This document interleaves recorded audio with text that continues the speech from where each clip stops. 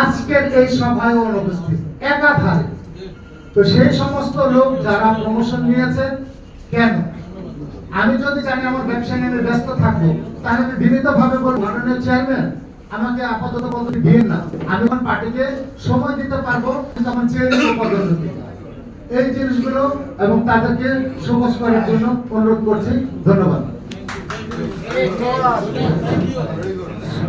বিসমিল্লাহির রহমানির রহিম। মাননীয় চেয়ারম্যান, তোমার নাম কম পদবি বলো।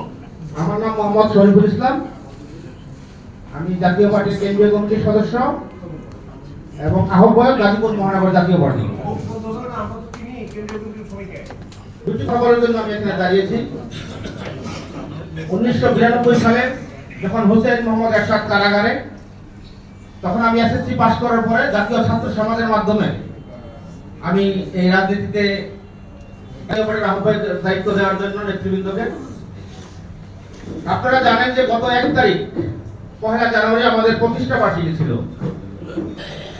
সেই প্রতিষ্ঠা বার্ষিকীতে গাজীপুরের চারমোনা চৌরাস্তায় আমরা যখন বিশাল একটি শোভাযাত্রা বের করি, তখন আমাদেরকে পুলিশ সেখানে বাধা দেয়, বলছে আপনারা রাস্তায় উঠতে পারবেন না। কিন্তু আমরা সেই বাধাকে উপেক্ষা করে যখন রাস্তায় আমরা কর্মসূচি